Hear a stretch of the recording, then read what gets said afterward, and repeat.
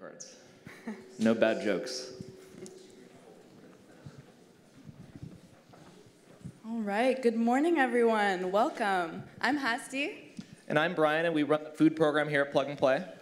Let's have a show of hands. Who here has been to Plug and Play before? All right. Well, welcome back and welcome to our new guests. So our goal at Plug and Play is to identify startups that have the potential to change their respective industries and help them scale. Last year, we made over 250 investments, which has made us the most active investor in Silicon Valley. Secondly, we help these startups by introducing these companies to our network. We have one of the largest networks of CVCs, VCs, startup founders, and Fortune 500 executives in our building right now. So today we're showcasing the startups our corporate partners have collectively selected to accelerate in the third cohort of our food innovation platform. Today is the culmination of our 3-month accelerator that consisted of dozens of events, over 30 mentor sessions, and over 40 private deal flows. So our startups in this batch represent some of the most exciting innovations in the food space. Consumers are demonstrating not just a willingness, but an eagerness to change their dietary preferences. They're demanding food producers are more transparent and provide healthier options. Vegan food has never tasted so good, and neither have insects. Excellent.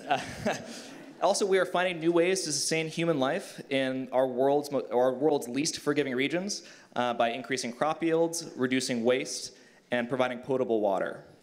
We're also seeing increased automation throughout the food value chain, from the farm to the factory to the grocery store, the restaurant, and in the kitchen at home. So one of the interesting things in the food space, the number of financings, mergers, acquisitions in the food and beverage space has been growing at a steady rate. In 2014, there were 209 financing transactions in the F&B space, and this year we'll exceed 600. Over 400 of these will be mergers and acquisitions, so that's more than one per day. In 2012, there were 84 active CVCs in the F&B space, and today there are over 200. So in summary, there's never been more resources available to grow food and beverage innovation. So a few housekeeping items before we get started. So please look at the back of your badge. You'll find the Wi-Fi ID, so there's no password needed. You'll also see a link to the event brochure. This is where you'll be voting. Please remember to vote after each startup. We'll be announcing the People's Choice Award at the end to the startup that receives the most votes. And if you haven't already, please sign on to Brella. This is where you'll find the names of all the people in the room, and you can set up meetings with them. This is one of the most active networks of CVCs, VCs, startups. So please take advantage of this network here and set up meetings and go meet them during lunch.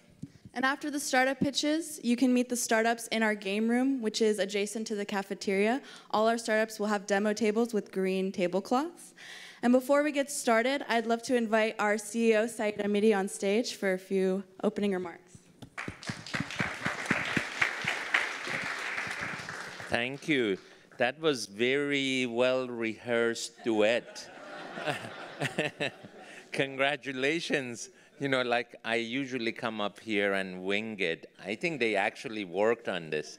Great job, great job. You know, I thought first to welcome everybody. I saw most everybody last night, and I hope to see you at my house tonight. I am cooking, so please show up. It's going to be Persian food. But it has been an incredible journey this year. You know, in all aspects of our activity, we have grown 100%. In a number of deal flows, I mean, like we had a brief meeting this morning. How many of you have had deal flows like in the past couple of days? So like yesterday, we had a deal flow with the CEO of Tetra Pak and a bunch of other people. But today we have 16 deal flows going on at the same time that we have the Food and Beverage Expo and the Retail Expo this afternoon. But it is so incredible because the opportunities that a startup can meet the CEO of Tetra Pak, which I believe is the biggest food packaging company in the world, does not happen. In fact, I'm pretty sure the startup could never get in front of him even if they fly to Sweden. But it happened here yesterday. The startup was super happy, but quite frankly, the CEO was super happy too. So we really want to create value from what we call this innovation platform. This one is very focused on food. Yesterday we had packaging innovation platform. So we feel brand and retail, packaging, supply chain, and food, they all have a lot of synergies. That's why we put them all together. You know, just it happens to be, if you consider water, food, because I think it's a very essential part of our diet, I happen to be in food business for more than 20 years. So it happens to be bottled water business. And I have actually my partner from Spain here, where we started the journey together 20 years ago on a joint venture with Cruz Campo in Spain, which is owned by Guinness and Diageo, and then later on with Heineken. So I love that if I can invite Albert to tell you a little bit about a passionate, exciting food business. So Albert Gutierrez, my partner from Spain. Yeah. Thank you, Said. We didn't rehearse. Thank you so much. Said and I didn't rehearse as well as those guys did. He just hijacked me 5 minutes ago. And I think the reason why is because his DNA actually comes from packaging and food and beverage. So we've been involved in packaging for over 25 years. Actually, his family even longer than that back in Iran. And then we've been in the beverage industry for the last over 20 plus years, setting up bottled water companies all over Europe. So just to give you a little background, I'm co-founder with Said and CEO of a HOD, home office delivery bottled water company in Spain. It's called Aquaservice, that we started 21 years ago, initially a joint venture, but we've been on our own for the last 18 years.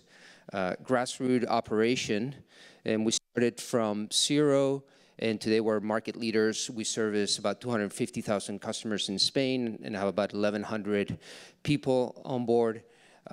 With about 400 in sales and close to 400 in and if I was going to share something with you today, it would be two things. The first one is that I love being in the food and beverage industry. And I love old-fashioned, non-sexy businesses because they're great in all economic cycles, especially food and beverage. So that's, you know, one of our advantages in that business. The second one is that I come to Silicon Valley 3 times a year. I help Said as well with Plug and Play. I'm on his advisory board, and it's super exciting every time I come here. And for me, it's still very exciting and passionate to see what we can do with an all-traditional business and then bring in this technology on top of it. I can give you a couple of examples. So first of all, the HOD business, or home office delivery, which is the water cooler business, has been around in the States for over 100 years. So it's an old business. All of a sudden, we're an incredible last mile platform. So this is kind of interesting how an old traditional business, you know, after 100 years, now can become very interesting and sexy in this whole new technology thing that's going on with last mile delivery and people actually wanting their goods and services at their homes, deliver at their homes. So I think that's one of my big learnings when I come here and see, you know, what kind of technology we can apply to our business. So for example, we have an app where customers log in and we communicate with them. And one of the things I want to do with the app next is that they can actually see where the delivery guy is, kind of like the Uber coming to pick you up, you know? So things like that are inspiring every time I come here and I see with the different startups. The other one is something that's, you know, very in our business is circular economy. So how we reuse the same packaging constantly. And now this is very important. So we've been doing that for over 100 years, over 20 years. So sustainability is also very, very interesting, and how all this is it's coming back. And I think the last thing that's very interesting from a technology standpoint is, how can we apply technology in tracing the originality and then tracing the whole food chain. And I think that's also extremely important. I think customers are going to want to know that down the future. They're already demanding it. And I think we can bring technology to help us with all that. So having that said, really enjoy the startups. I think it's really inspiring to come here. It's very inspiring for me. And I love running my old-fashioned business, and putting a little technology on top of it makes it even much more exciting. Thank you so much.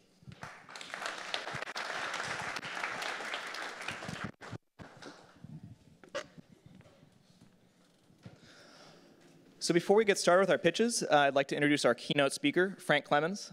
So I first met Frank maybe 3 months ago. I was at a beautiful lunch overlooking a golf course up in Monterey. And I was at lunch with one of my favorite ladies from Procter & Gamble. I call her Lee. He calls her Bonnie. It was a great time. And a couple weeks later, we're running deal flows for Frank. And a couple months later, we're traveling to Cleveland together and signing Frank's company as Plug and Play Foods' newest anchor partner. So Frank has several degrees, including a PhD in bioinorganic chemistry from Purdue. He has been at the same company over 20 years and is now managing director. He leads external innovation efforts in fields including nutrition, health, and industrial biosciences. So Frank's company is well known in the corporate venturing space as the originator of corporate venture capital. So back in 1914, Pierre S. DuPont invested in a promising technology startup of the day called General Motors. So please give it up for Frank Clemens of DuPont Ventures.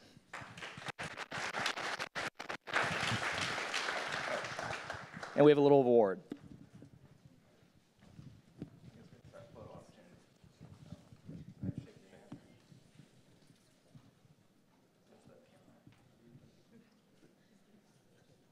All right, I think that's good. Thanks, Frank. Thanks. Do I go from here? Click, or make sure I click the right one. Green, right? Yeah. Good. Thank you, everybody. Thank you, Plug and Play. This has been a wonderful adventure the past couple of months. Actually, how fast this has gone. Thank you, Brian. It's been so much fun. And I'd like to talk to you today about a little bit of what DuPont's looking at in partnerships with startups, and how we're playing in the ecosystem. So this talk is for both corporates and startups. So this is I hope it hits it. So what's the purpose?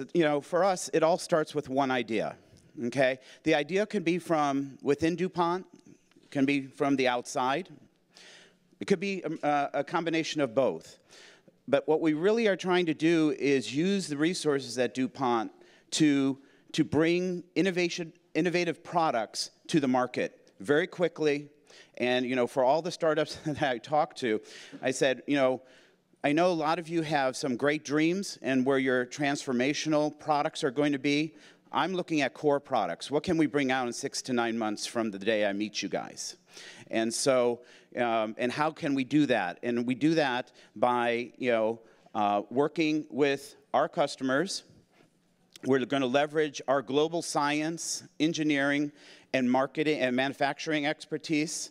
And we're going to commercialize products together at first. I know it's so exciting. A lot of the startups we've seen through Brian already have products out there. Very exciting for us to see that. We want to help you get to the scale you need. Okay, so we partner with entrepreneurial companies around the world to make sure that the most effective, robust solutions are available to fuel innovation. But not only innovation, we want to get you guys in front of our customers. And, we want to make sure that the customer gets what they want. It's all customer driven. If you ask me, I've been in DuPont now 27 years. If you ask me what it looked like around 2000, it was very technology driven. We would make great technologies and we would push it onto the market. It's like pushing a boulder up a hill, okay? the main thing I tell startups is know your customers. First question I typically ask any startup is, who have you guys talked to? You know, how many customers have you talked to, and what is their pain point? What have they said to you that, you know, they want, you know, fixed? Or if they had the perfect product, how would that, you know, product look like? And so, you know, if you don't do that, we will have to do that, and that just adds time to the timeline. And so we are really turning around and asking the market forward questions. For some of the corporates here, that's a no kidding. I don't know why it took us so long to get there, but we are really changing our approach to how we're putting out products and making sure that the products are being driven by the market. So, question I always get is, what is this thing called DowDuPont? Okay. So, around 2016, it was announced, 2015, it was announced that Dow and DuPont will merge, two big conglomerates. And we all were like, oh my goodness. And so early 2016, huge downsizing at DuPont. Most of our R&D was let go or moved into the businesses. And from there, a new model emerged after the shock, you know, settled a bit. And so 3 different business units came out of that: agricultural unit, a material science business unit, and a specialty products unit, business unit. The 3 of them will become 3 separate companies in less than a year. So by March of next year, there'll be 3 separate companies, and that's what they'll be called. Corteva will be the ag business. That's a combination of Dow's ag business units and DuPont's ag business units. Dow, and we're not supposed to say this, but the new Dow and the new DuPont, so you can see where they're going. I'm going to be presenting specifically, and where I'm sitting, where DuPont Venture sits, is in the specialty products division, okay? And what we're doing there is really making world-class products with innovation and working with a lot of people from the outside, okay? So here's the areas of interest slide. 4 different business units within specialty products. Electronics and imaging, we have our innovation center on Mauve, I think it's Mauve Street, right down the road here, which opened, I think, 2 weeks ago. And, you know, we're looking at a lot of different things in the electronic area. This is food, so I'll just move along. The next area is safety and construction, you know, smart construction, smart buildings, advanced filtration. That's where, you know, it'll be in the safety and construction area. Again, not the food. Here we go. Nutrition and bioscience. This is where the food area will be. So what are we really looking at here? Health and wellness, fermented foods, okay? Alternative proteins, okay? Different proteins from plants. There's a lot of people moving away from meat. We gotta move along with them, okay? Digestive health, the human microbiome, huge effort there. We've already worked and locked in 3 different collaborations. Plug and play, this is going to be one of the big focus that we're going to be looking at is the human microbiome. How do probiotics and prebiotics and the microflora in your gut or on your skin or, you know, that's floating around, how does that influence a person's mental health? Okay, enzymatic and biological routes to ingredients. That's in the area of industrial bioscience. How do we use enzymes to make better yeasts? Okay, how do we make beer even better? Can that be? You know, I'm sure some of the Europeans are cringing. Okay, so probiotics and prebiotics I've already discussed, and then we're also looking at stuff going into animal microbiome. How do we add into the food supply of animals that they are healthy, that they don't need antibiotics, okay? So those are that's for the vertical that we're talking here this morning, that's the quarter that will be there. So transportation and advanced polymers is our 4th business unit, looking at lightweighting and also automotive electrification. We also are doing 2 overriding pieces that go over all four of those. One is, did it come up yet?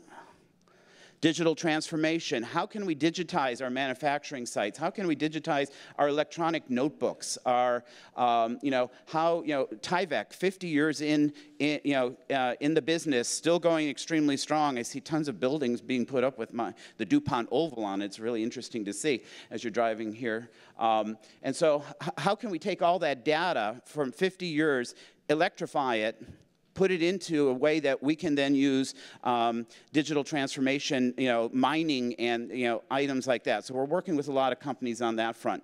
And the area that's going to be our next push in is healthcare and medical. And it's not the traditional healthcare medical. We're not going to be another pharma company. We've done that, sold it off. We're not doing it again. Okay? So that area is going to be very big for us, and we're picking the 5 areas in that vertical where we're going to be playing shortly, and I'll announce those easily by next year.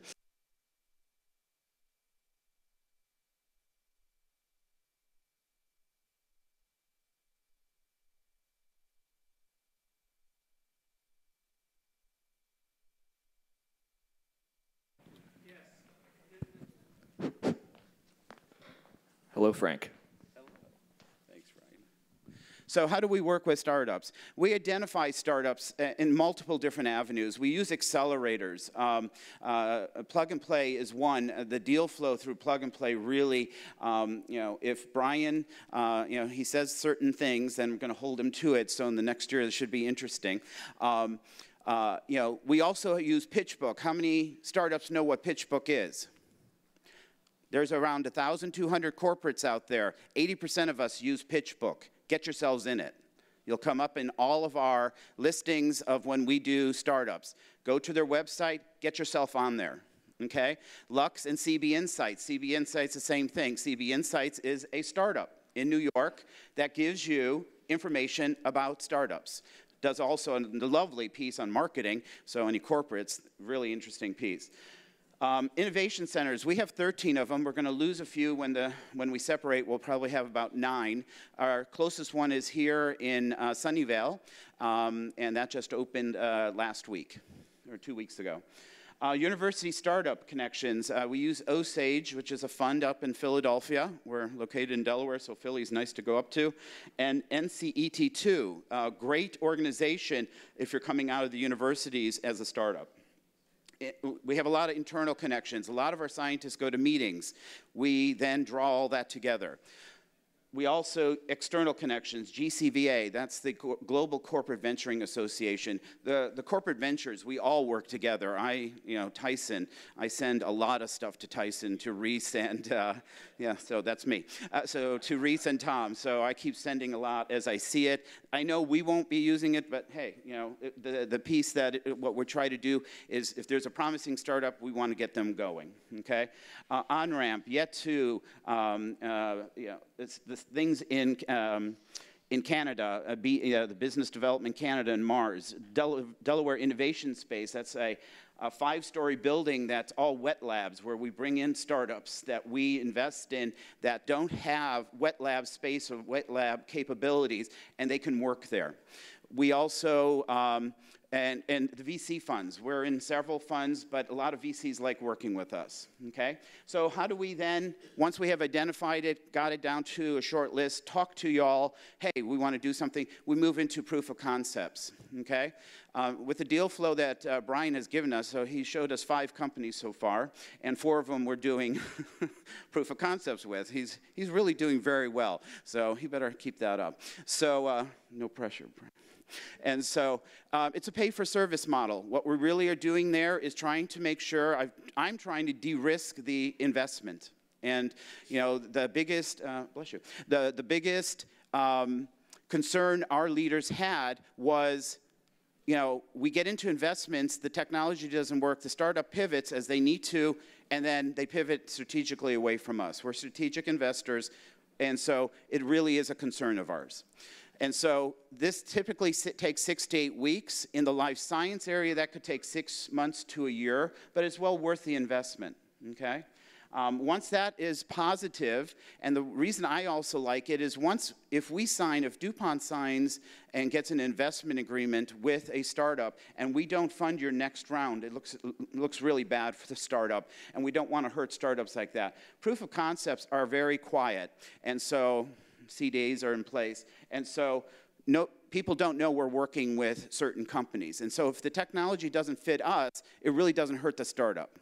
It might give you guys information on the sense of, hey, this didn't work, maybe I need to pivot, and then maybe we'll do another POC afterwards, after you pivot, and see if you're still in our strategic space. But if it goes well, we will do minority investment agreements, less than 20%, JDAs, joint development agreements, commercialization, licensing, supply agreements, you name it, goes on after that. And typically, I'm doing 3 right now. It's a combination of a lot of those agreements. And so it's really been a very interesting process. Started this in around middle of 2016 after the shock wore off. Did about 1 or 2 proof of concepts. Last year we were about 5 to 6. We're 13 going this year, and so no, we're up to 15 already. So 15 going. It's just taking off. So we've been very, very happy with this model. And so, how do we help you guys get some money? So that's another big question startups have for me, and corporates say, how can we partner with DuPont?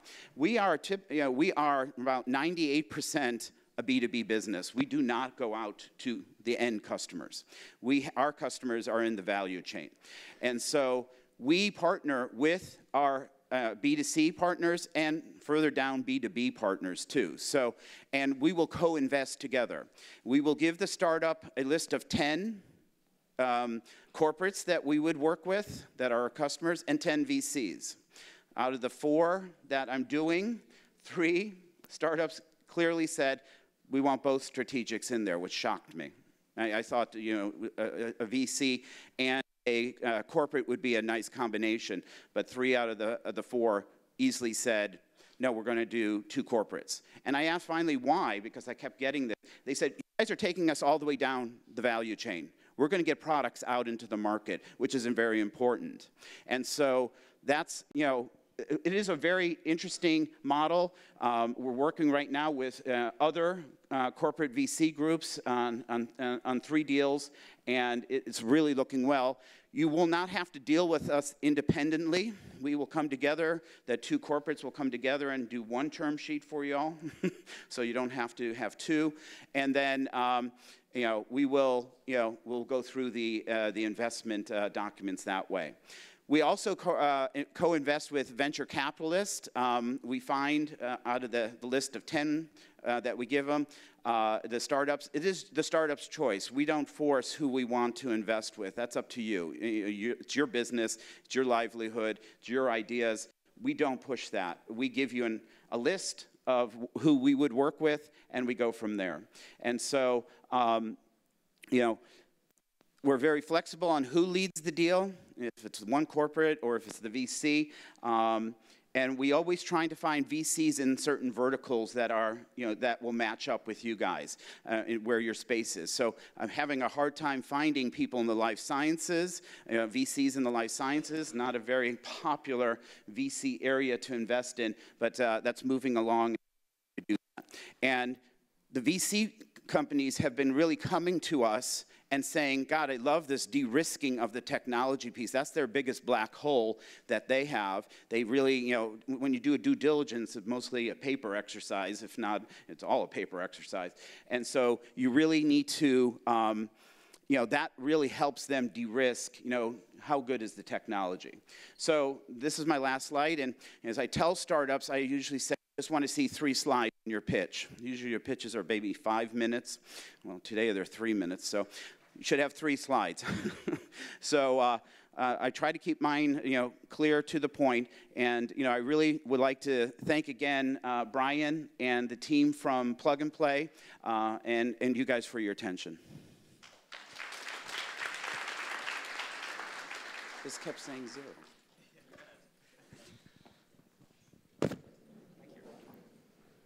All right, thank you so much, Frank. Short notice in that keynote. So now we have our startup pitches. So we have 18 of them, each for 3 minutes. Please hold your questions till after. Each startup that we'll be pitching today has a booth out in the game room, so right adjacent to the cafeteria. That's where you can go if you want to have a deeper discussion. So we'll also have a 30-minute break halfway through. So that's also another opportunity to go into the game room and have this discussion. Excellent. So with that said, so our first startup helps brands and retailers get the right product to the right customer at the right time. So please welcome Aditi Aji from Adrich.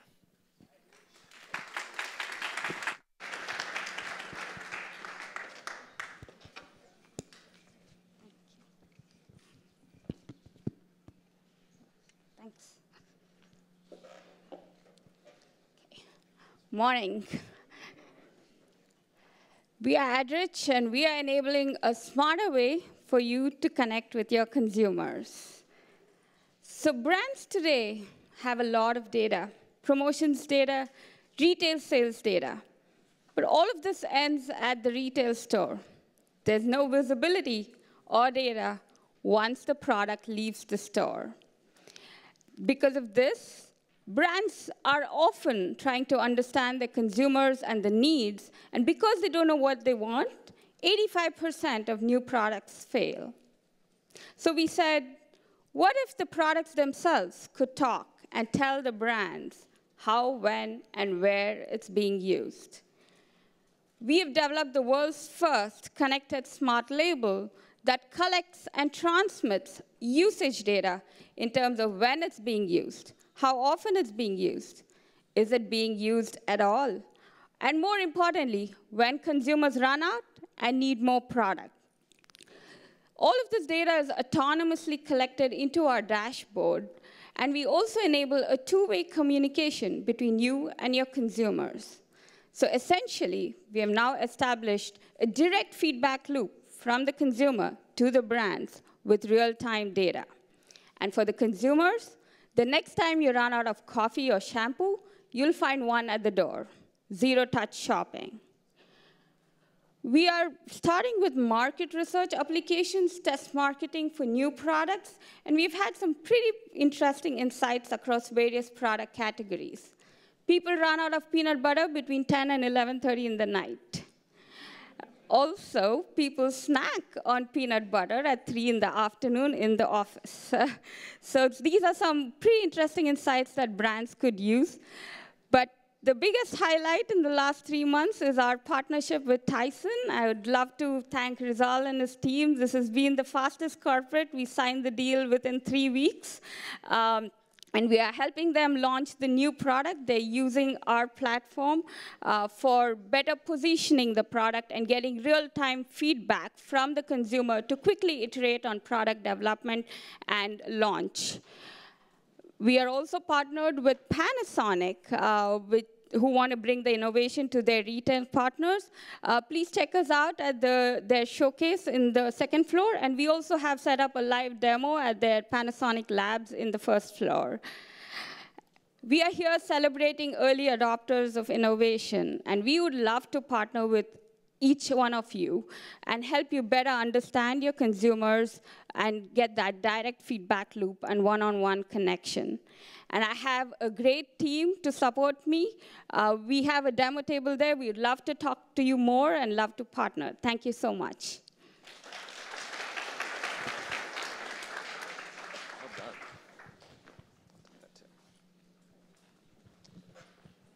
All right.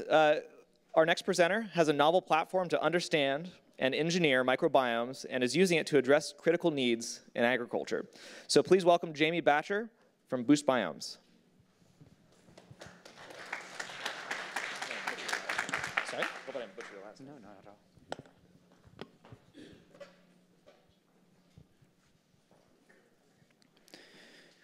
Boost Biomes is developing new products for farmers and packagers to apply to their fields before harvest, to increase yield, and to apply to the produce to extend shelf life. I'm Jamie Batcher. I'm one of the co-founders of the company. I've been in biotech now for over a decade, and I'm thrilled to be able to tell you about what we're doing.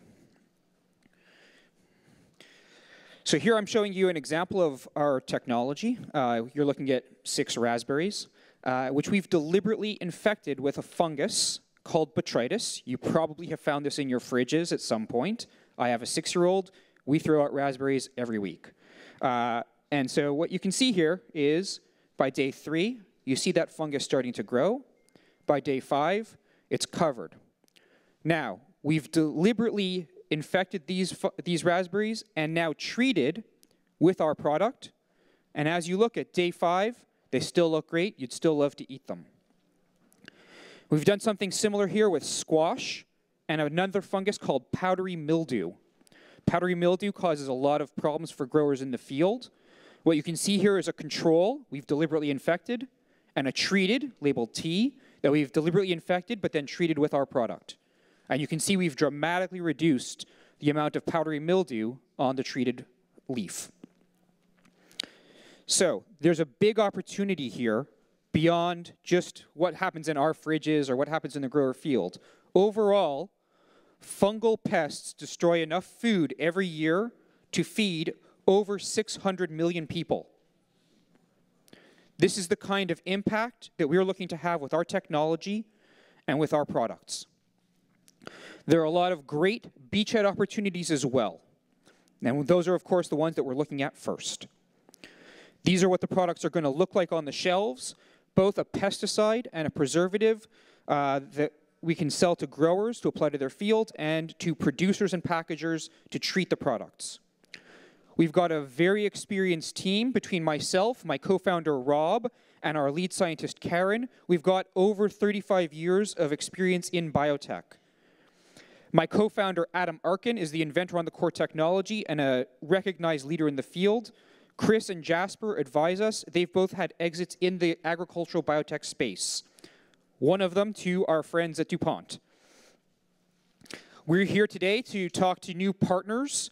That is, to look for applying our products in new areas, applying our technology to new crops or new pests, or applying our technology in entirely new places, like human microbiome and health and wellness, industrial microbiology, biotechnology, and so on. There's a lot of areas where our very versatile platform can be applied. And so please come and talk to me at my table at the break, or please reach out over Brella. Thanks.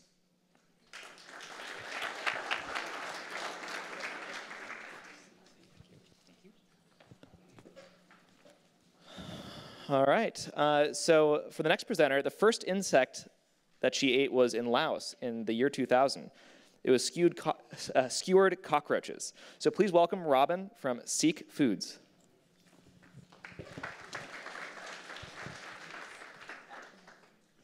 Thanks, Brian. Hey, everyone. Again, my name is Robin Shapiro, and I'm the co-founder of Seek Food. We make delicious, nutritious, everyday snacks with sustainable cricket protein. I've always loved food, but it wasn't until I was in Switzerland, where I lived for 5 years, ate a lot of fondue, that a whole new world of food was revealed to me. Sustainability wasn't a new thing. It had always been the only thing.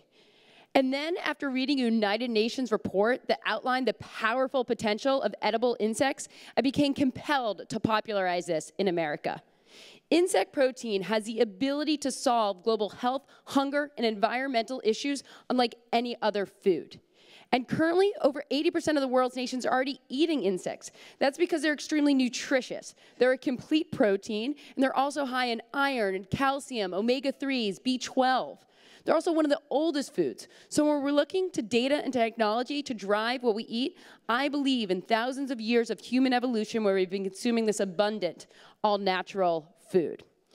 Today, consumers want to know a brand's sustainability story, and crickets rank at the top of every single category.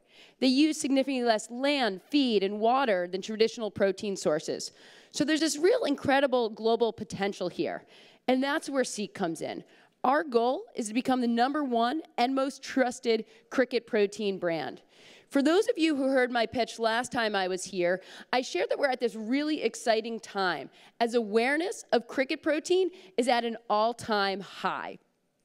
But the question I get asked the most is, how are crickets going to become mainstream? And I always share these 3 things, one of which I need your help for. First, we need to enlist chefs and food influencers as advocates. With Seek, we've built up a stellar team of chef collaborators, including ones from the #1 restaurant in the world and country. And this summer, we're going to have a big launch around this exciting and transformational initiative. Second, we need to bring crickets into the entertainment world. In the same way that Popeye made spinach cool for kids, we're currently talking with a food TV network around programming around edible insects. Arts and entertainment help shift where culture goes. So if crickets can become normalized in these worlds, then they can in real life too. And lastly, collaborating with a large, credible food brand. This is where many of you come in. The largest CPG brands out there have the opportunity to influence what and how the world eats. What you support matters. And if you were to get behind the cricket protein movement, it would set up a ripple wave of confidence. Recently, the largest grocery chain in Canada, Loblaws, just started selling cricket protein in all its 2,000+ doors. The time has come to capitalize on this movement. We've seen leaders like Indra Nooyi, Bill Gates, Bill Clinton speaking positively about insect protein, investing funds, but it is up for grabs who takes it to the next level. So I would love to speak to any trailblazers out there who are up for doing a test now. The people of the world, the planet, well, thank you. Thanks.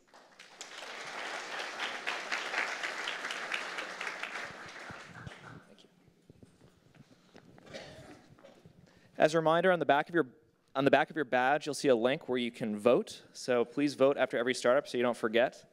We'll have a prize at the end for the startup that gets the best or the most votes for we call it the People Choice Awards. So the next presenter plays pickup basketball with professors, CEOs, and former presidents. Please welcome Daniel Jones from Bext 360.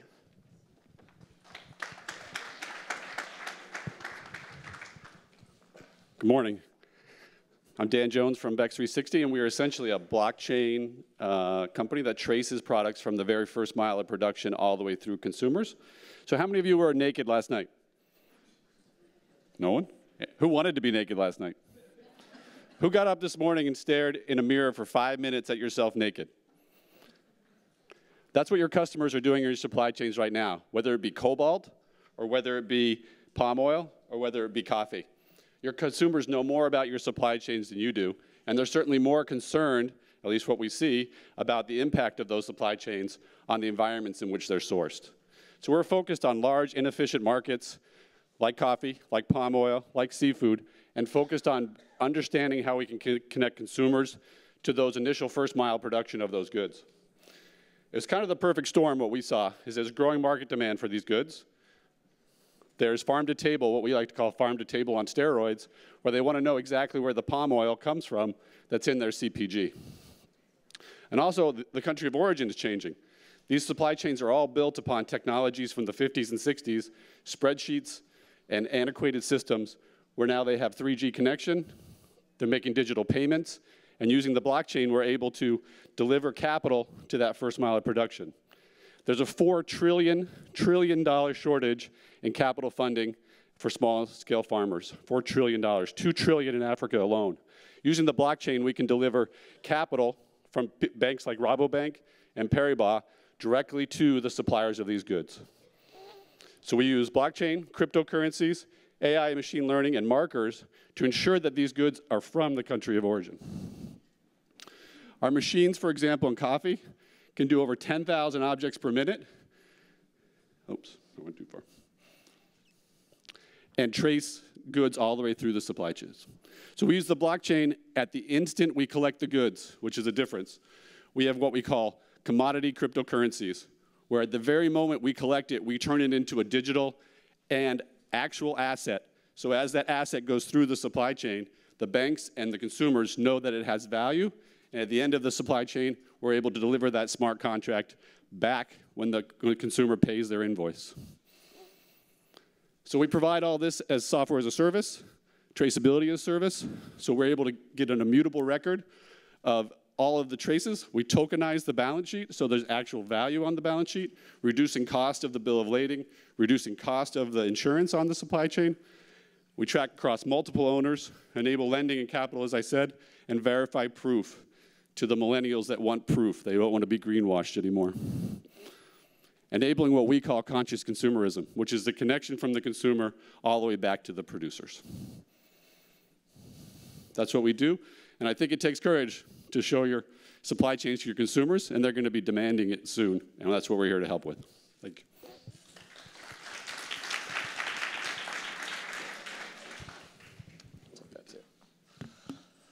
All right, our next presenter may look shy, but she is a singer in a rock and roll band.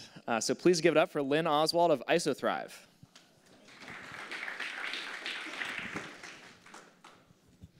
Hi there. So if you think probiotics are hot, we are leading the next big trend, microfood for your microbiome.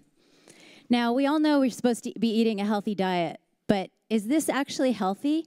Well, we're not just eating for ourselves, we're also eating for the bacteria that's in our gut, and they require food in order to keep us healthy. Now, some of them like food like this, just like we do, but some of them want this. And what happens when they don't get this? They can start eating the mucus lining of the colon in order to survive. That can lead to leaky gut and all kinds of health problems. In fact, it's a $38 billion market opportunity of conditions that are linked to bacterial imbalances. But don't worry, you don't actually have to eat a whole vat of sauerkraut every day. You can have just a quarter teaspoon of this delicious, lightly sweet nectar. And that's IsoThrive. IsoThrive adds back this missing ingredient. Today, we sell it as a dietary supplement. It provides tangible symptom relief, and many people in the room can actually tell you that. And so we have strong customer loyalty, people buying box after box, and we've got doctors all across the country recommending IsoThrive to their patients. Now, we also have multiple opportunities to expand our business in supplements, foods, animal feed, pet food, and other areas as well. So it's important to note that microfood types are not interchangeable. Different bacteria require different food, and some thrive only on what's in IsoThrive. It's patented, has no side effects. In fact, it reduces gas and bloating for most people, and it's a game changer, especially with acid reflux. It can really help resolve acid reflux, and other types of microfood actually make that problem worse. We have strong clinical studies to back up IsoThrive's impact on the microbiome. And we recently discovered how to coax certain bacteria that live throughout the digestive tract to produce substances that can actually inhibit colon cancer growth. We've got a really strong advisory board. And now we're seeking investors and strategic partners to help us grow the company. Since we started with Plug and Play, we started conversations with more than a dozen companies, and we're already moving forward with 2 of those. And so we're raising a Series A right now, and we also have a convertible promissory note opportunity. And just a final note, you won't believe this, but I was basically disabled with chronic fatigue, and IsoThrive gave me my life back. And that's why I started this company, and I would love to bring this to everyone in the world. We see this as a pharma-like investment opportunity, but without the high development cost and risk because it's generally recognized as safe. So join us and we can have a real impact on chronic conditions that currently have no good resolution and make a significant impact on millions of people's lives. Thank you.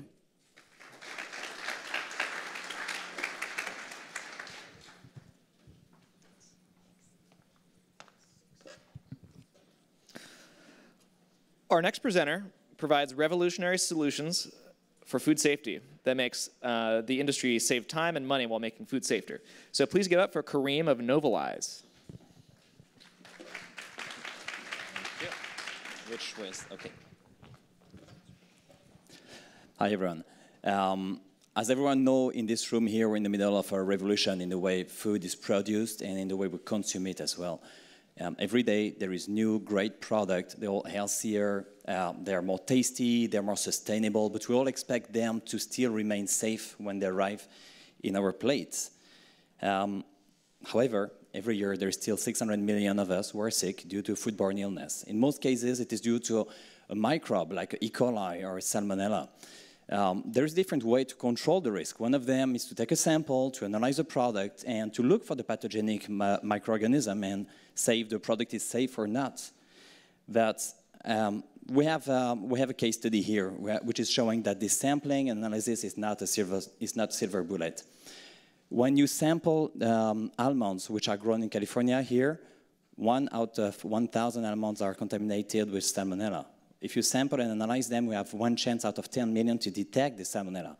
That's why it is compulsory to pasteurize or to roast them. It's the law. The FDA asked for it. And it's actually the pasteurizer or the roaster that needs to be validated, not the product. So the FSMA, the Food Safety Modernization Act, is being implemented by the FDA. It's a pain for the food processors. It's a lot of cost and constraint, but it doesn't have to be only a pain. It's also an opportunity to make better product and to make them more sustainable. So here's how we help the food processors. We have developed ready-to-use microorganism that behaves like a pathogen, but it is not pathogenic. We mix it with the product, and we see how the process kills it. And we want it to be killed, because it means the process is doing a good job and the product is actually safe.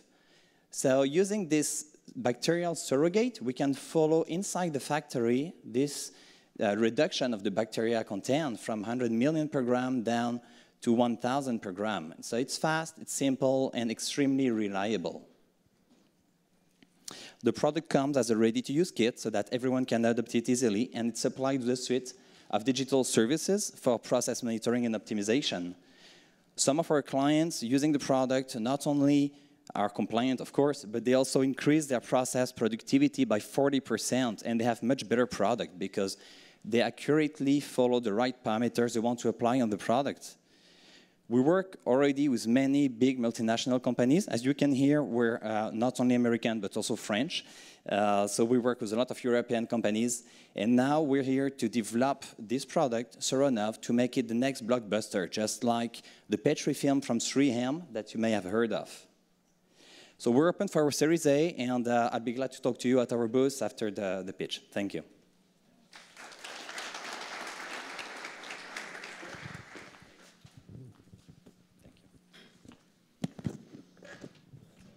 Our next presenter, believe it or not, just had a baby. Please welcome Mo Ekintunde from PeopleVine.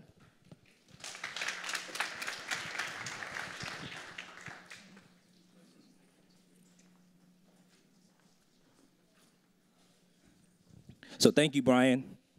Good morning, everyone. It's great to be here. According to Forrester, advertising is not as effective as it once was. Marketers are shifting dollars from display ads to building branded customer relationships. And consumers are looking for deeper engagements from the brands that they purchase from. Now, current enterprise platforms were not engineered for building engaging relationships. And therefore, they just don't meet the needs for modern marketing. We're talking about platforms like Sitecore, HubSpot, and Adobe Marketing Cloud. They limit you to just email, web pages, e-commerce, and other app-based interactions. PeopleVine is a people engagement platform with 35+ tools that enable you to facilitate each phase of the customer relationship lifecycle. We allow you to connect, engage, sell, and reward your customers before, during, and after both online and in-person experiences. Take, for example, one of our clients, 4-Star Restaurant Group. They wanted to drive traffic to all of their 12 restaurants, and they saw loyalty as probably the best way to do that. Now, unlike your typical loyalty programs that reward you for how much money you spend, PeopleVine has enabled 4-Star to go beyond, rewarding their customers not just for purchases, but for sharing on social media, attending some of their special events, clicking on call to actions in emails. Now, when you tie that activity with other activity, they can now achieve even larger rewards. And as a result, the top 10% of their loyalty members have more than 500 touch points across all their restaurant portfolio. 1871, the #1 incubator in the world, lacked a complete member experience, which limited their growth. For the past 3 years, PeopleVine has enabled their staff of 50+ to focus on operations, while PeopleVine portals provided a self-service experience for 1,000 of their members. So now their members can register for workshops, book time with mentors, reserve a room, and so much more. Horizon Pharma, a billion-dollar pharmaceutical company, wanted an easy way to engage their employees around volunteering for events and donating to local charities. We helped their HR, their events, and social responsibilities team to manage and track employee participation in these activities. And now, after 3 years, Horizon Pharma continues to leverage PeopleVine in other areas of their organization. So as you can see, PeopleVine can facilitate a number of different relationship building experiences, and we do so without complex configurations or the need for third-party integrations. Some of our Fortune 500 companies have appreciated our speed, ease, and cost of our platform, and in so much have already deployed PeopleVine in other areas of their organization where enterprise giants like SAP and Oracle will typically be leveraged. So we're growing. Our monthly recurring revenue has increased over 400% within the last 18 months, and we have 75 paying companies. So why are we at this expo today? Simple. We're looking for corporate clients and investors. We'd like to thank Plug and Play for this opportunity. We're currently working with Tyson Foods. We're in talks with Bremer Bank and a few other potential clients. And regarding investors, we just opened up our $1 million round and received our first investor check yesterday. So we plan to use that investment money to build our sales team, our customer success team, and our development team. So if you're a brand out there seeking innovation, or you're an investor looking to invest in a disruptive enterprise platform, please text "Go Beyond" to that number right there, or come see us in the game room afterwards. Thank you.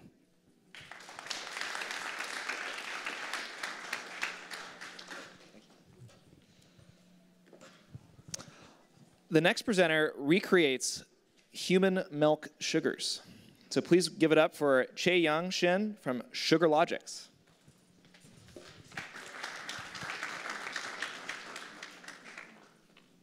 Thank you.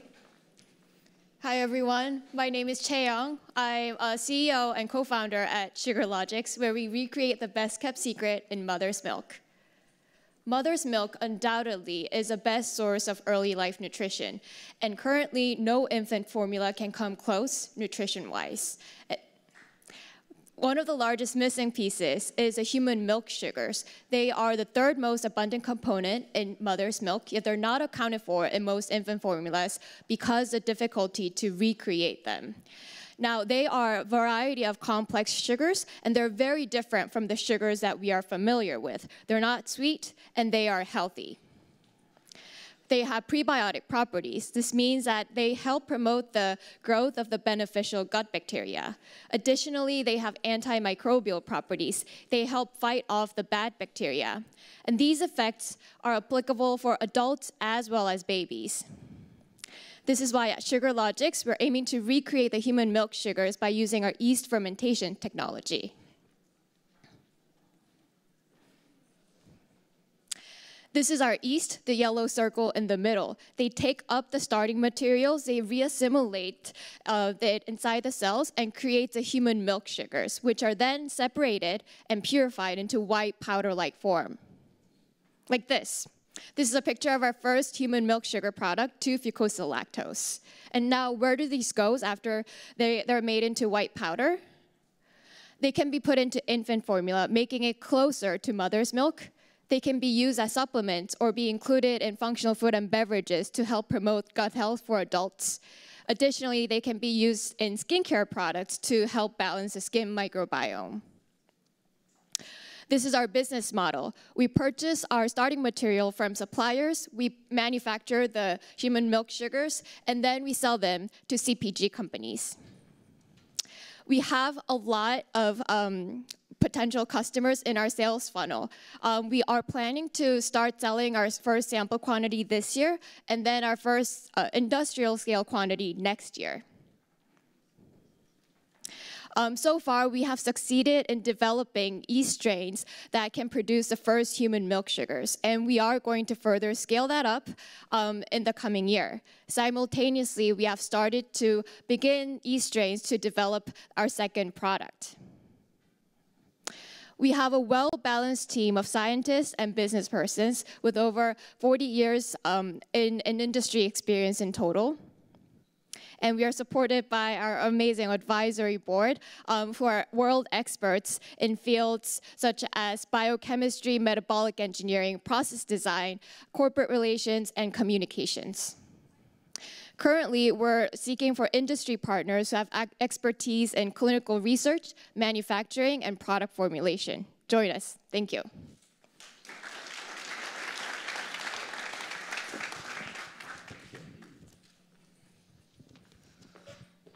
We are down to our last presenter from the first half of our food pitches, so just please remember to vote. We really appreciate that.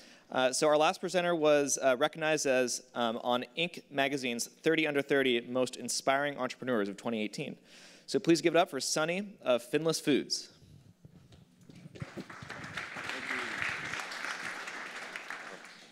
Amazing. Hello, I'm Sunny Kumar. I'm head of business and regulation at Finless Foods. Let's start with fish. Everyone loves fish. If I were to ask, all the people here what the healthiest meat is, 9 out of 10 of you would say fish. There'll be a contrarian who says it's probably lean turkey or something. There's always one of those in the crowd, but a lot of people point to fish. Fish is amazing. We all love fish, but the science underlying it is a little bit iffy.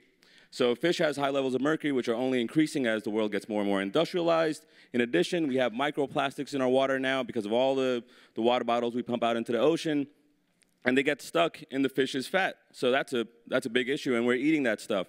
If you go to doctors, they tell pregnant women only to eat fish once a week. If pregnant women are only eating it once a week, why am I allowed to eat it more than once a week? Right? What do they know that I don't? Now, we thought we had a problem statement. We have more problems, sort of. As emerging markets get richer and richer, the demand for fish is expected to double by 2050. That's double by 2050. So our oceans are tapped out. That's the orange line. 90% of oceans fisheries are either stressed or highly stressed. So we're not going to get any more fish out the ocean, right? What are people projecting to fill that demand? Aquaculture. Aquaculture has its own set of problems. Sea lice. Again, the amount of feed that you put into the amount of meat that you get out, the ratios are better than natural fish, but it's still pretty bad. Oh my God, the situation is becoming so dire. Do we have a solution to this problem? Of course we do. That's why I'm up here doing this pitch. The solution is Finless Foods. We are planning on growing fish in the lab in giant vats such as beer and yogurt, right? So that way we're going to solve the global protein crisis while at the same time providing the worst brewery tours ever. It's going to be terrible. Sorry, I don't know why I went there. Okay, cool. So we have, this is our production platform, just liven things up. You guys are being a little quiet. So we're going to take high-quality fish stocks. Currently, we're working on bluefin tuna. We're going to take a sample of those fish. We're going to get the progenitor cells. These are cells that when you get cut or something, they're the ones that turn into fat, muscle, skin, anything you want.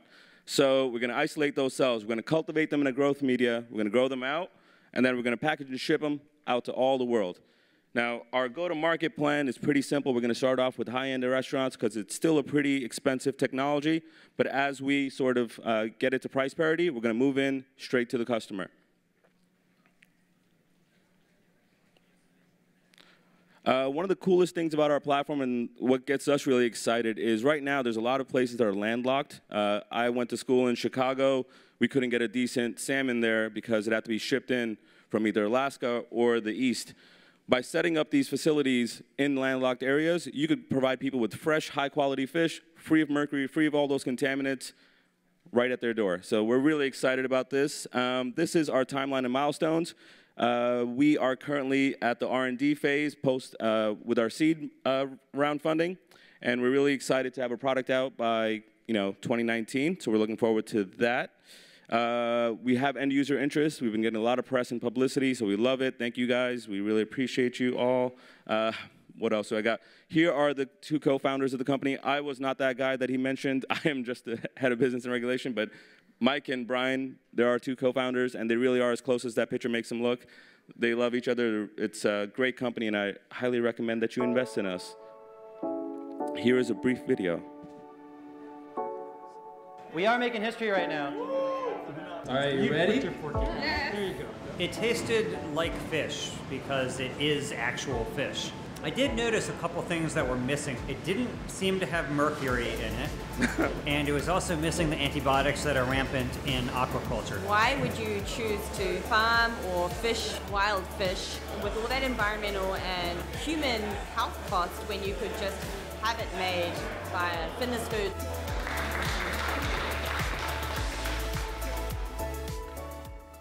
Thank you so much.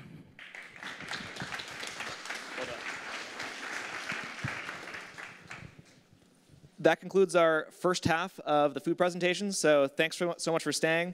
We have a 30-minute break, so take this time to go meet the startups, grab some coffee, and make sure to vote. Thank you.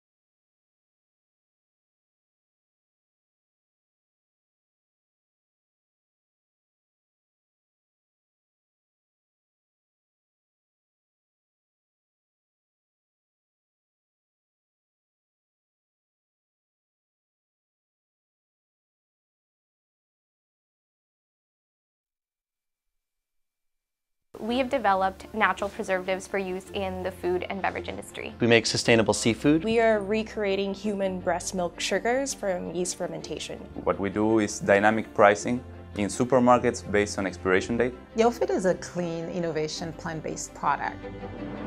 It's a bit mind-blowing today, and I'm still trying to assimilate it all. I don't think anybody's really looked at the food industry in a way that is truly disruptive. So, time is right. It's very impressive. There's a room full of very interested companies and a lot of very good consumer products, and I'm excited to be part of this. They have a wide range of multinationals from every different part of like food, beverage, everything. So I'm just really excited to meet with them, just telling them more about my product and how we can help them. Getting our word out to large corporates and really educating them on what we do and why we do it and why it's a better process than what they're currently doing, I think this can more quickly change the entire food supply, which is our mission. If we get into the program, we're looking to partner and utilize the resources that Plug and Play has to offer. There are some really amazing corporates out there like Pepsi, and so we want to partner with them and we want to see how we can scale our business in the US to a bigger level. Plug and Play has a great selection, also a great support program that could really help guide us through. That's something that I think having a really productive pilot work done that could lead to a bigger contract later on would be really, really great for us.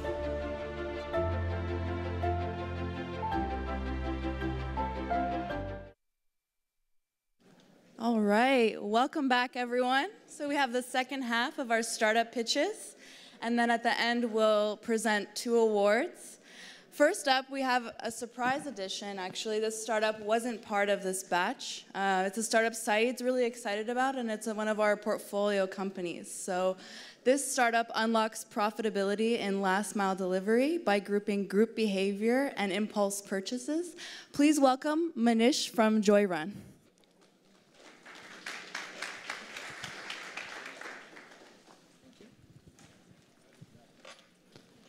Hello, I'm Manish from Joyrun, and we're a peer-to-peer delivery marketplace, and we are going to 10x the size of the delivery market by just changing the economics of the game. How do we do it? Joyrun works in communities, in geographic communities like your office, like a neighborhood, etc. And what we do is we allow people to interact with each other. For example, Mike in your office says, I'm going to go get Blue Bottle coffee. 3 people in your office are going to say, me too, can you get it for me? They can order with us. Somebody says, I'm getting Chick-fil-A. Likely 10 people are going to say, can you get it for me? We allow that behavior to say, I could make a request. I need that mega roll of paper towels from Costco. My neighbor says, I'm going tomorrow morning. I can get it for you. Everything works like magic. No payments to cash to exchange hands. Everything is done in the app. It's seamless. The person who's picking up isn't doing a door-to-door delivery. They bring it back to one location. They were already on their way, and in the process, get rewarded. They can get a free meal. They can charge a delivery fee. We call it gas money. What we're doing fundamentally is we're taking existing human behavior. We already do this, and just making it 10 times easier and just a lot more frequent. We're unlocking, there we go the other direction. We're unlocking impulse purchase and latent supply, right? What's our big idea? We're driving group behavior and we're driving on-the-way behavior. We're doing it with profitable unit economics, and it all happens through our social feed, which is a new kind of feed that makes this behavior happen in communities. If you look at today's delivery platforms and services, they're best described as the Uber Black of the delivery industry. Uber Black was great, but very convenient, but not cost effective. It was only when Uber did UberX and Pool did they become 1,000 times the size. What we're doing is building the Pool for delivery. And in many ways, Pool is even more valuable and effective for moving packages than it is for moving people. Right. We're at communities nationwide, in college communities and military bases across the country, and very soon we'll be extending this into offices and apartments and the hospital staff and so on and so forth. Americans spend $180 billion on takeout food every year. 20% of that is what's affordable when you think delivery. We're opening up the other 90% or the other 80% by bringing the cost of delivery to 1/3 of the average cost of other systems. And that opens up that $10, $20 market where the cost of delivery shouldn't be more than the cost of food, if you will. Right. And we're doing it with a strong community, and that's what we are at the core of it. What you see here is a screenshot, 3 sorority girls saying, can I get coffee from, and they're requesting it from Carl the cutie. When Carl sees that, he's going to pick that run up, right? And what we're doing is we're unlocking people who would never do deliveries for each other or become delivery drivers, now do deliveries for their community, and we're making this on-the-way behavior work. We're open for partnerships. Joyrun is the way millennials are doing pickup and delivery. And every time they walk into a restaurant or a store, they're picking up stuff for 4 times as many people. The average order value is 4x, and everybody benefits in the process. The buyer pays lesser, the person picking up gets a benefit, the store gets 4x the dollars. It's a win-win-win for all parts of the puzzle. We're lucky to have Plug and Play and Norvest and Floodgate help us get so far here. In our vision, we are building a community marketplace. If you think of Airbnb as the marketplace when you go somewhere, and Lyft or Uber as the marketplace when you're on the road, Joyrun will be your community marketplace for where you live, which is really where you spend 98% of your time. We're open to partnerships, especially in the food and retail sector, as that's the first category we're opening up. And I look forward to speaking with you after the session. Thank you.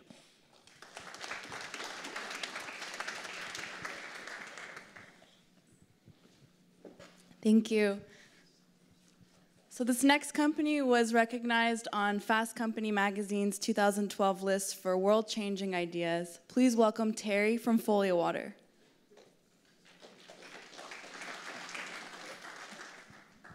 Hello. Actually, it was 2018, it's Fast Company, not 2012. But I have been working on this project for a while, so it could have been back then too, maybe. So I'm Terry Dinkfitch. I'm a co-founder of Folio Water. So we make the world's first water filter that costs pennies and not dollars.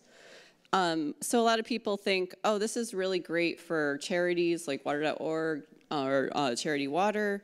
However, these are really difficult customers to get to, and often they don't have money to pay for things. However, so we're not targeting that with our company at this time. We're targeting the 2.1 billion people who have contaminated tap water with fecal bacteria, which can cause disease. So this is a problem of the working poor. And our solution is a very simple water filter that can kill 99.9999% of bacteria and viruses and physically strains out microbes like Cryptosporidium. It is 50 cents per 1 filter, and that's good for a family for 4 for 1 week. And it works with silver nanoparticles killing the microbes, and it's very effective right away. This was my PhD project at McGill University. I graduated a few years ago and did some field trials, and finally decided to start a company a couple of years ago with my co-founder, Jonathan Levine. He's an environmental engineer from Columbia University and worked on the UN Millennium Development Project during his master's there. So what makes this so scalable is that we use a paper machine to make our filter, and paper is made at very fast rates, you know, hundreds of tons per day at consumer product scale. And we actually make nanoparticles on the paper machine. So we don't buy nanoparticles, which are very expensive. We buy commodity metal and wood pulp to make our product. And we have a patent on our process to do this. And then we package it as a consumer goods product, where you'd buy it at a store such as this one in Mexico. So it's something that we want to have readily available to our consumers all over the world in places where they look for products like soap and shampoos. And we also are a 75% savings on bottled water. This is almost a $60 billion market in bottled water is a $60 billion market in emerging markets, which is our target. And this is going to grow to over $200 billion by 2030. And our plug and play experience is to get insights on how to work with such big companies that will be absolutely crucial for us to distribute our product around the world. And you can see some of the ones that are probably good choices for us to work with on this slide. So next time, just a couple takeaways. There were 75% savings on bottled water. This market is a $3 billion person market that's already spending $20 billion on water products annually. Thank you.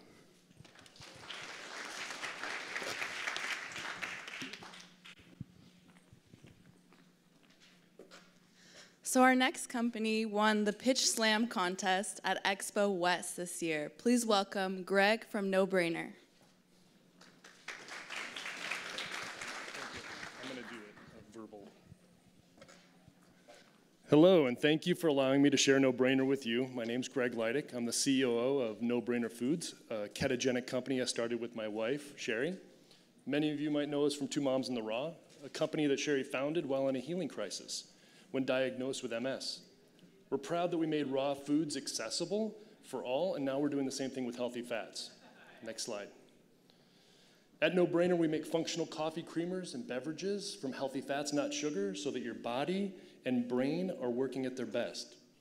As someone with MS, my wife has taken charge of her health each morning, and we're on a mission to do the same thing to let others experience it. We figured out a way to make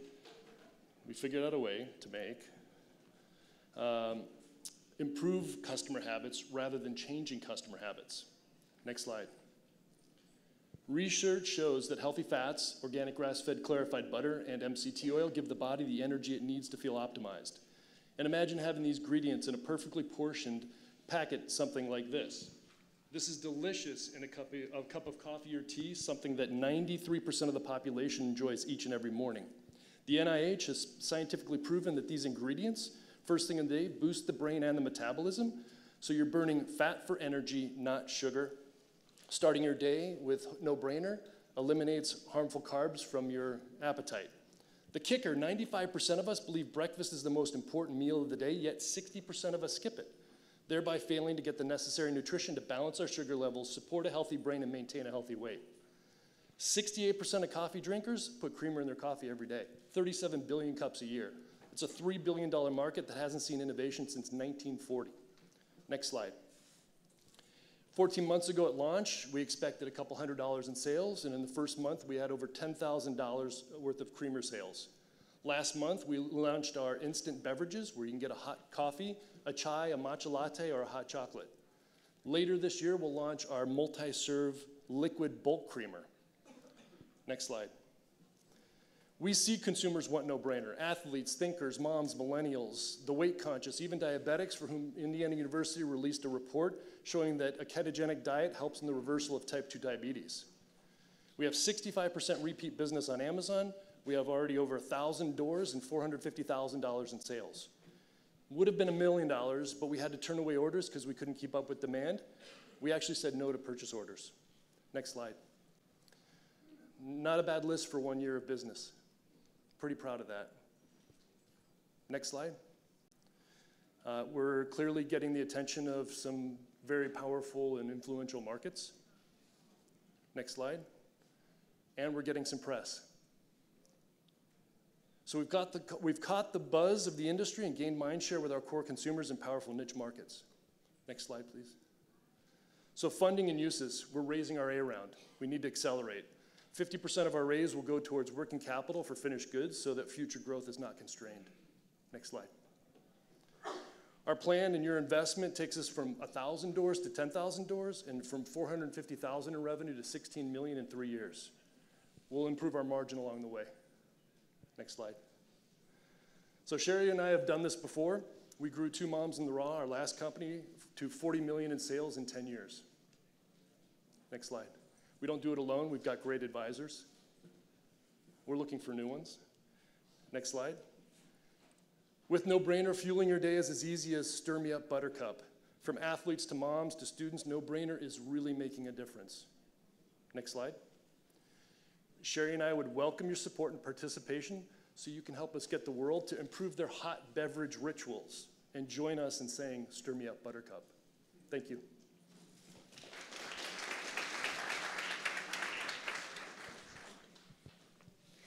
Thank you. So fun fact about our next presenter, he actually is a competitive road cyclist, and he holds several Strava records for some of the most active routes in Silicon Valley. Please give it up for Rob from Green Teaspoon.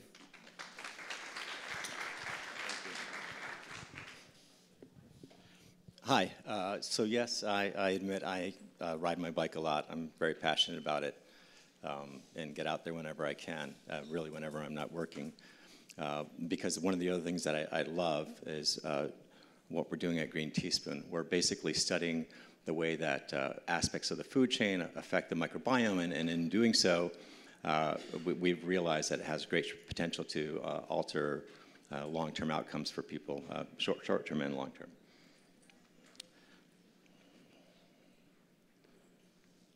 I'm not getting a click. All right. So to date, we've already launched a brand and an ingredient. But what's really driving all this is that we now know that lifestyle factors such as diet, stress, sleep, and exercise alter the composition of the bacteria in the digestive tract, the microbiome. And in doing so, it changes the environment. It leads to leaking of toxins into the body, which in the long term leads to these diseases such as irritable bowel, depression, heart disease, diabetes, obesity, and Alzheimer's, to name a few. But we realize that it's possible to change this scenario with polyphenols. So we're the only company in the world right now that's using polyphenols to alter the microbiome. Proliva is our lead brand, and we've chosen that because it's 100% survivable, has a greater than 3-year shelf life, requires less than 100 milligrams for an active effective dose. It can easily be added to foods and beverages, and can be used to target a broad array of microbial species throughout the digestive tract. So we've done a lot of clinical trials. It's one of the cornerstones of our company. My background is actually in running clinical trials for big pharma. We have so far already reached distribution in all of these major retailers with our products.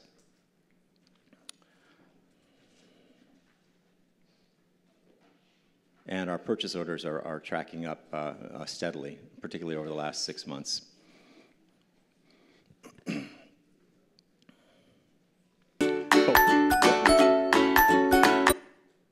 What we're going to do next, though, is really the most exciting thing, in that we're going to be launching microbiome test kits inside of all of our product packages in retail beginning late this summer. And that will be the first time anything like this has ever been achieved in the US or globally. And we believe it's going to disrupt that entire testing market, give us a platform to build new products and test new ingredients, allow us to engage our consumers, the retail customer for the first time, and give us just basically the best opportunity to really capitalize on all the research in the microbiome space. We're raising $20 million, and we're looking for corporate partners and for investors that are interested in microbiome data and ingredients. Thank you.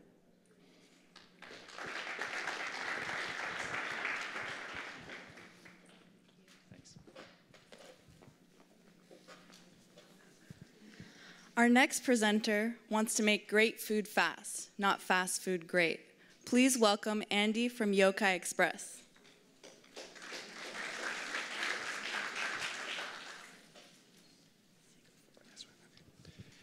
Good morning, everyone. This is Andy. I'm the CEO of Yokai Express.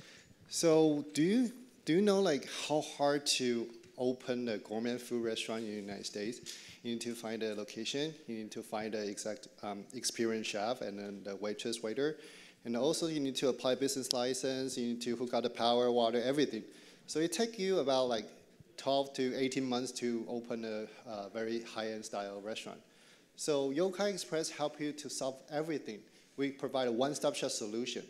And what is Yokai Express? Let's take a look.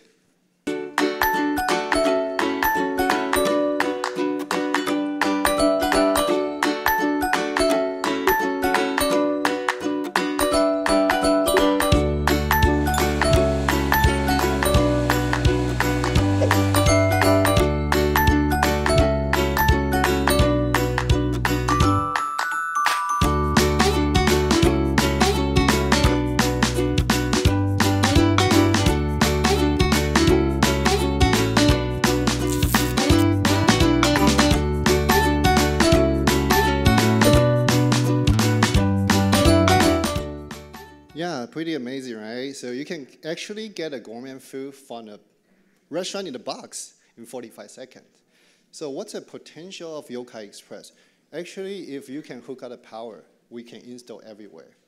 So you can see that we work with Tesla in Fremont, their factory. They have 11,000 people working every day. We work with Stanford University. We want to support a student, hardworking student, and we also partner. We also partner with Sutter Health and talking with KP. Also, we can work with a hotel. We talking with a Hyatt Place in Chicago near the O'Hare Airport. For those business hotel which they don't have an on-site restaurant, it's a perfect fit with a Yokai Express. We also talk with Squaw Valley. Imagine that you can get a hot bowl of ramen when you do the ski in the cold weather. Also, we work with the San Francisco Airport. We're gonna start the first machine in the next few days. They just help us to hook up the power. So all the traveler, red-eye fly, early flight traveler, they can start enjoying the meal. And even though they can use the airline voucher redeemed on our machines. This is the current location that we have. We have one machine at a corner next to the wall. So everyone is welcome to give it a try after the session. We have one machine in the Metrons Shopping Center, and the following location will start in the next few days. So we plan to open a nationwide location. We want to set out an autonomous concept restaurant, and then we also will release the franchising program in the second half. We will also sell the product to the wholesalers, so you can get from the Costco. So this is our team. We have a COO, Amanda, and a Gua, CCO. They have 3 high-end Japanese restaurants in the city. One of them just got a Michelin 1-star last November. So we are pretty proud of our high-quality food.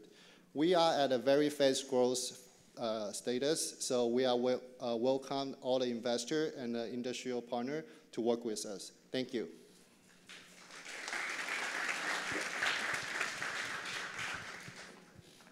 Andy, I'm not sure if you mentioned, you also have a ramen vending machine in our building today. Actually, yes, so on the other side of this wall in our accelerator area, if you'd like some ramen for lunch, please help yourself to Yokai Express. So don't forget to vote on the startups. Just a reminder, at the end, we'll be presenting a People's Choice Award to the startup with the most votes. And continuing with our startup pitches, our next startup provides innovative waste management services to businesses. Please welcome Charlotte from Phoenix.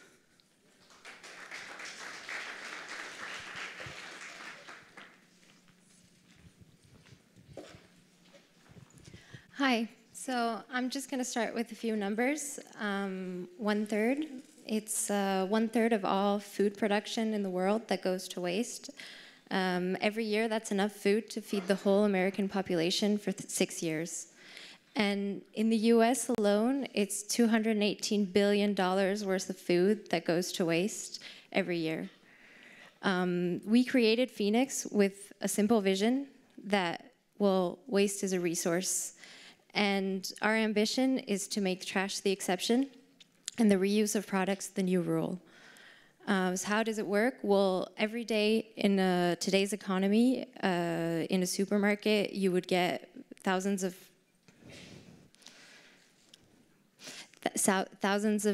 dollars of products that are ending up in the bin for different reasons. This can be food that's about to expire, the end of a seasonal promotion, or sanitary products that have a labeling issue. Or you have more and more recycling opportunities today through composting, for example.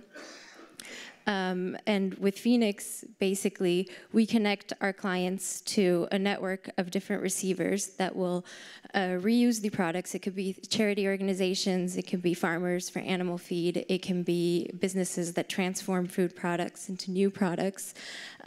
Therefore, not only minimizing their waste and minimizing their waste treatment costs, but also enabling them to create new revenue channels from these new products.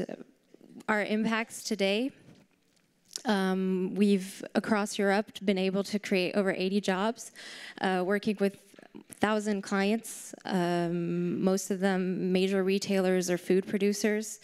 We've since the beginning of Phoenix, been able to divert from the landfill over 5,000 tons of waste and distributed 50 million meals. Why we're here today? Well, we're now thinking this should work everywhere. It shouldn't be only the case in Europe.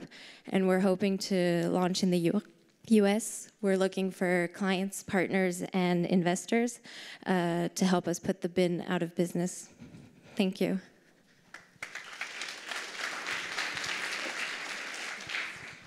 Thank you. So our next presenter and his co-founders were actually featured on the cover of a Chilean magazine recently. Please welcome Leo from GEA Enzymes.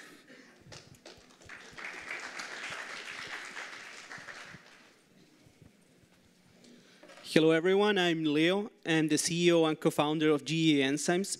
And with our company, we are engineering the proteins of tomorrow using a proprietary platform that allows us to design proteins for any required protein functionality. And protein design can be applied to solve world-class problems from the food industry, where we need to feed a growing population with efficient methods and find new nutritional source, to the chemical industry, designing new materials with desired properties, and healthcare, improving drugs and improving diagnostics. Our company started in Chile, but right now we have global partners from the US, South Korea, and Italy, and we are performing certain projects with those companies. Our processes start with the accelerated protein design, where we take as an input to our platform any required protein functionality or enzyme reaction, and we design the right protein to solve that. Then we test these candidates at a lab scale and pilot scale, and because we use our proprietary platform, we improve the cycle time 80%.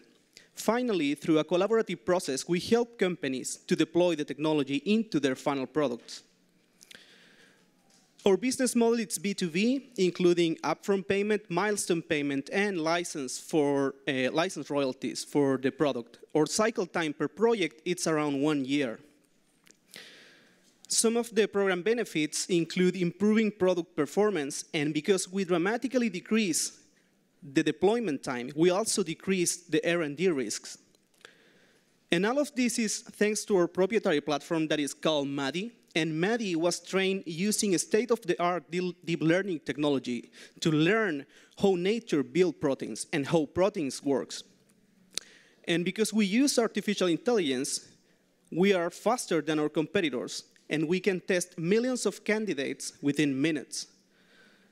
You can see here in this video how MADI is designing a protein and predicting the structure of a target protein in red, and the results are unprecedented. We have achieved a state-of-the-art accuracy in just minutes using a common laptop. For a 50A amino acid using classical approach, this will take several weeks.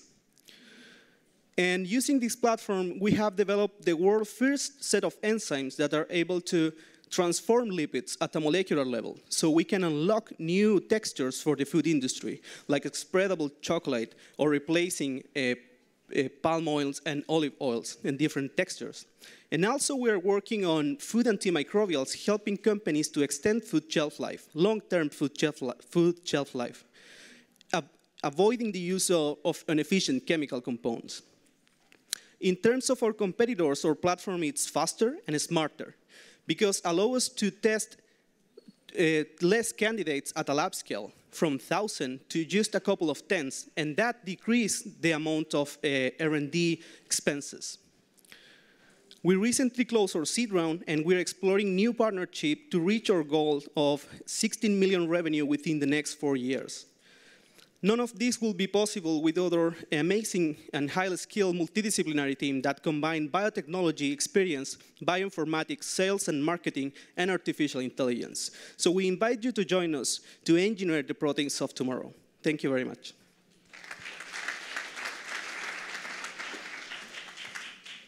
Thank you. So our next startup that's presenting has been recognized with several awards. So many awards, actually, that they're India's most awarded startup. Please welcome Srividya from Intello Labs.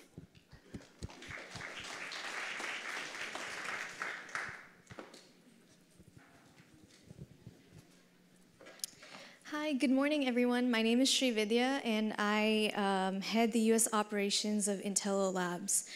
At Intello Labs, we started in 2016 with the vision to create a more sustainable food market across the universe, pretty much.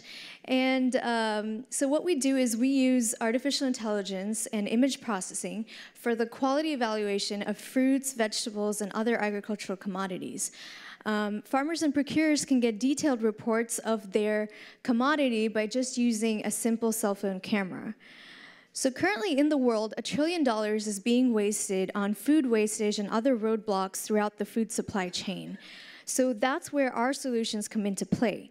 We're focusing on 3 main aspects of quality testing of agricultural commodities, yield estimation of crops, and pest and disease detection for the crops as well.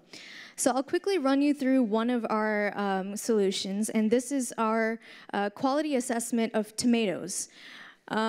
Tomatoes, so if you have a huge lot of tomatoes and you want to check the quality of them, all you need to do is take out your phone and take a picture of that and upload it to our app and our online servers.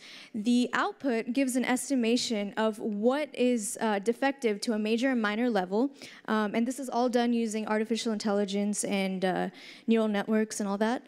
And it also classifies them based on several other parameters ranging from color, size, and ripeness. So we are currently creating a very disruptive movement by creating demos for various other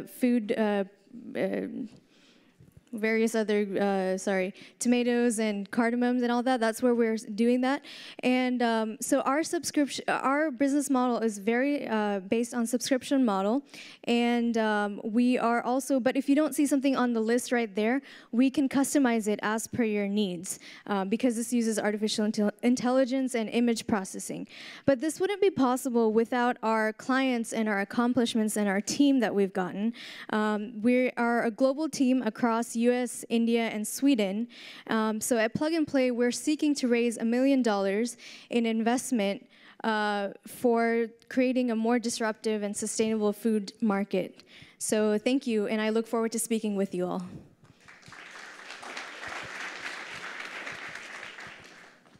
Thank you so much. So last but not least, our next presenter used his pool house as his headquarters for the first year of their development. And downstairs they had a fully stocked rock and roll studio. Sounds like a lot of fun. Please welcome Kevin from Innit.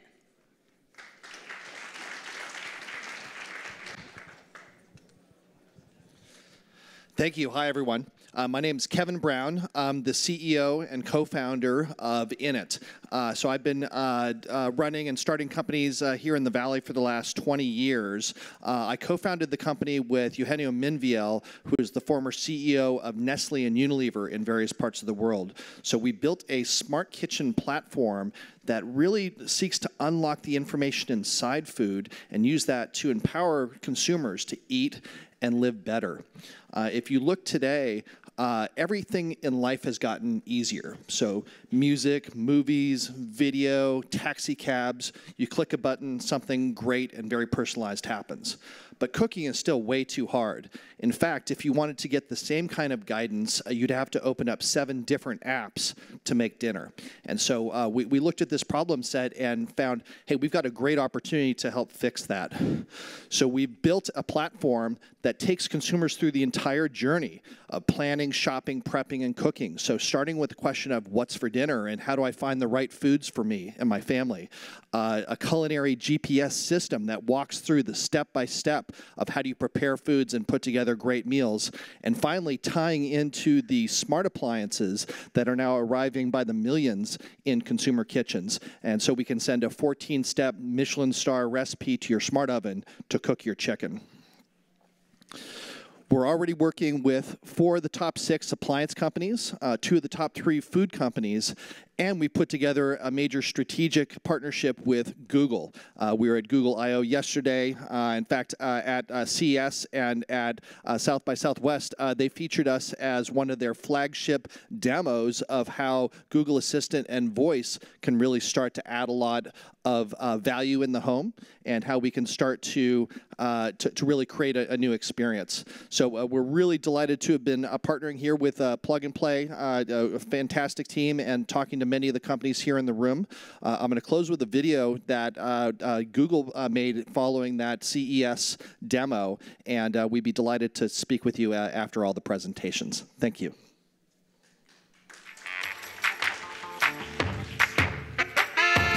Hey Google. Don't stop, get it, get it. Get it. Get it, get it. Get it. Get it, get it.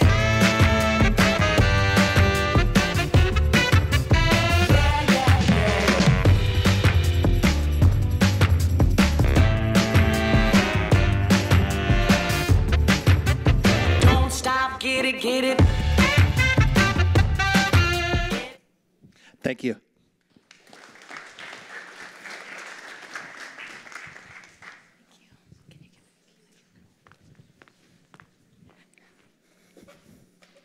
Thank you to all of our startups that pitched today. Can we get one more round of applause for everyone? And thank you to all our partners that participated throughout the batch. The reason all these startups are here is because you all collectively voted for them, and thank you so much for mentoring them and engaging them throughout. So I just wanted to give another reminder to please vote using the link on the back of your badge. We'll be presenting the People's Choice Award to the startup. But before we present that award, I have another award that I'm excited to present. And while we do that, please take the time to vote. So in addition to the People's Choice Award, we'll also be presenting a Corporate Innovation Award to one of our most engaged partners. So we decided to award this partner because of their enthusiasm, agility, and bold approach to innovation. In just the 5 months that they've been engaging with us, they've had 2 deal flows with 14 private meetings with startups. They've signed 9 NDAs, one of which they signed in less than 24 hours, and they formalized 3 pilots. I'm proud to present the Corporate Innovation Award for Food Batch 3 to our champion from Tyson Foods, Rizal. Please welcome Rizal on stage.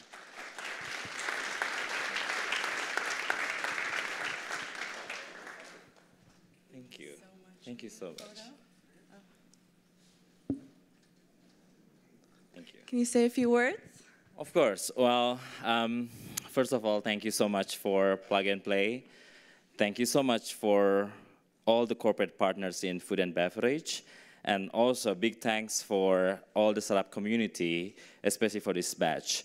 And for all my team from Tyson Foods, I think what's unique about us is, as mentioned by Hasti, we just engaged 5 months ago. But personally, I've been with Plug and Play maybe like a few years. I used to work with other corporations, so I learned my own learnings, if you will, how to make it successful. We were able to have 9 NDAs, and 1 NDA actually happens within 24 hours. I think one of the founders actually here.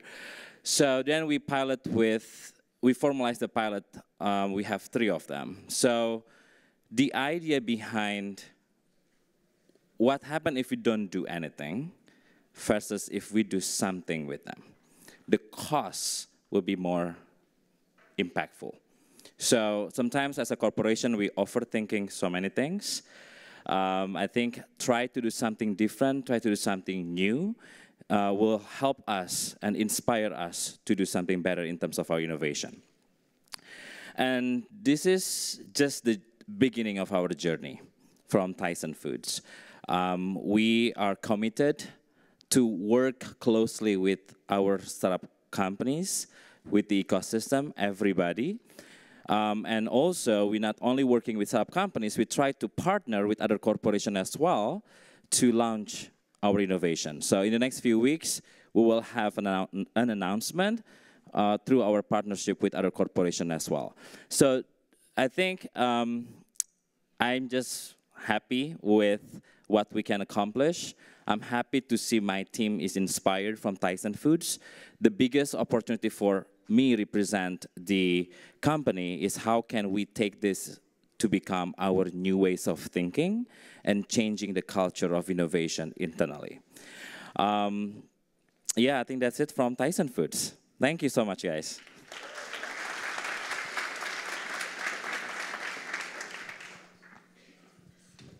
Thank you so much, Rizal. It's been a pleasure working with you, and sometimes I think you're more agile than the startups. You're so quick. Thanks again for everyone attending. We have a special announcement on our People's Choice Awards, and before I announce it, I have to add that we've added, in addition to our mystery prize, we've actually had Pepsi add a special prize. It's one of their newest products. It's called Drinkfinity. You can demo it and sample it in the Panasonic Showcase Room, and you can also see more on drinkfinity.com. Essentially, it's a vessel or a bottle that you can add capsules of powder and liquid ingredients and flavor water. So our Startup Choice winner will get to have one of the first products of Drinkfinity. With that, we've tallied your votes, and we'd like to present the Startup People's Choice Award to Kevin Brown from Innit.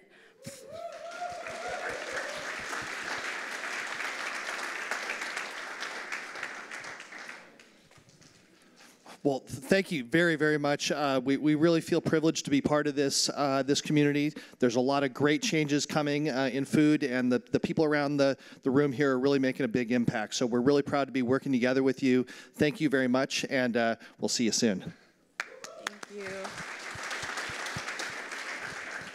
Thank you. And a few reminders before we break for lunch. All the startups that presented today have tables in our game room with the green tablecloths, so feel free to go meet with them and sample some of their products. If you'd like to sample the ramen machine, it's on the other side of this wall. We also have a smoothie robot in the lobby if you'd like to grab some smoothies this afternoon. And last but not least, I'd like to thank you all for being here today, and enjoy the Retail Expo this afternoon as well. Thank you.